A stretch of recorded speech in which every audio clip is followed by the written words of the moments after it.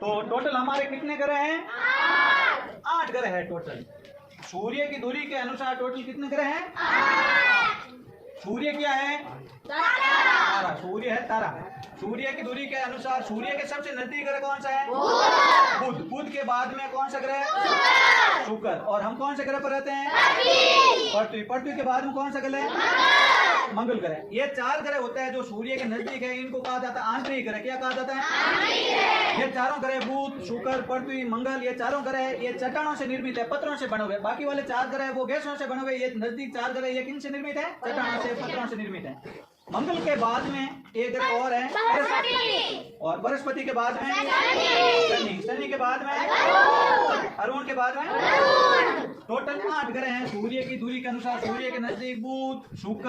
अब याद करने की तरीका बताता हूँ। सूर्य के सबसे नजदीक बुधवार से शुरू होता है, जैसे बुध। बुध के बाद में एक बार छोड़कर बोलेंगे तो आ जाएगा शुक्र। शुक्र के बाद में तीसरा ग्रह है जहाँ पर हम रहते हैं, और इसके बाद हमें जहाँ से ये बुध से शुरू हुआ तो फिर मंगल से शुरू होना है हमें। पृथ्वी के बाद आ जाता है मंगल। मंगल के एक बार छोड़कर बोलो बृहस्पति। बृहस्पति के बाद एक बार और छोड़कर बोलो शनि। शनि के पीछे 2 ग्रह है अरुण, वरुण।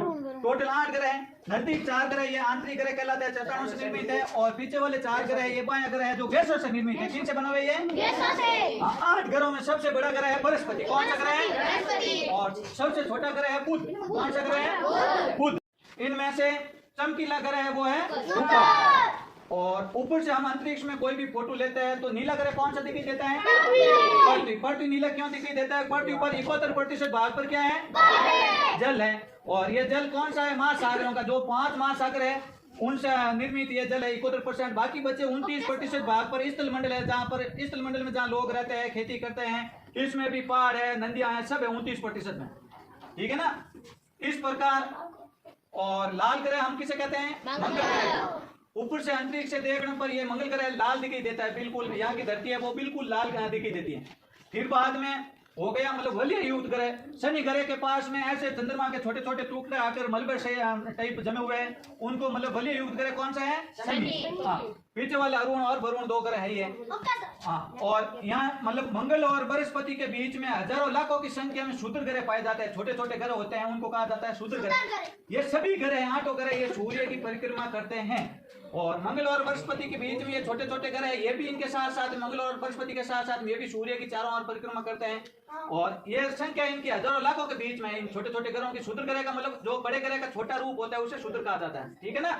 इसी प्रकार पृथ्वी पर दिन और रात कैसे बनते हैं ये भी हम पढ़ेंगे। जब सूर्य के सामने वाला पृथ्वी जैसे गोल होती है, नारंगी के समान, नारंगी देखी मौसमी, ऊपर और नीचे से चपटी हुई होती है और मतलब गोल होती है, तो सूर्य के सामने वाला भाग होता है तो वहां तो हो जाता है दिन, और पीछे वाला भाग है वहां रात। ये 24 घंटों में सूर्य के सामने घूमती रहती है, 24 घंटों में एक चक्कर पूरा करती है। तो 24 घंटों में जो 12 घंटे सूर्य के सामने वाला भाग हो गया वहां तो रहेगा दिन, और पीछे वाला भाग रात।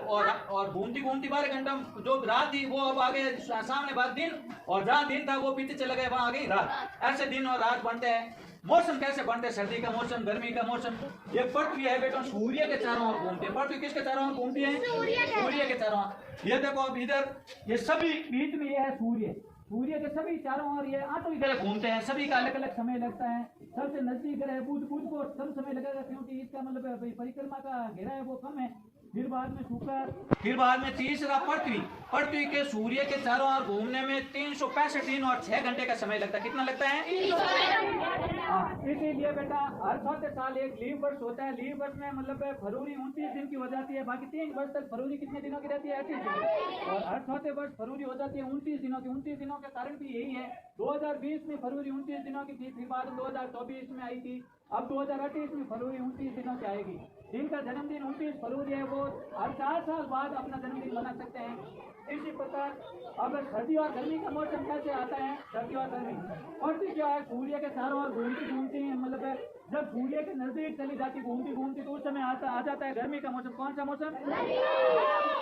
और पृथ्वी घूमती घूमती सूर्य से ज्यादा दूरी पर चली जाती है उस समय सर्दी का मौसम आ जाता है। कौन सा आ जाता है? सूर्य की किरणें कम पड़ती है पृथ्वी पर, जिसके कारण सर्दी ज्यादा पड़ती है, और नजदीक रहेगा तो गर्मी ज्यादा पड़ेगी। समझ में आ गया? ये इसके बारे में जानकारी है।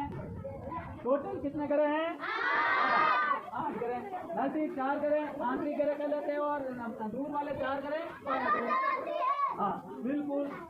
ये सब लिख लो।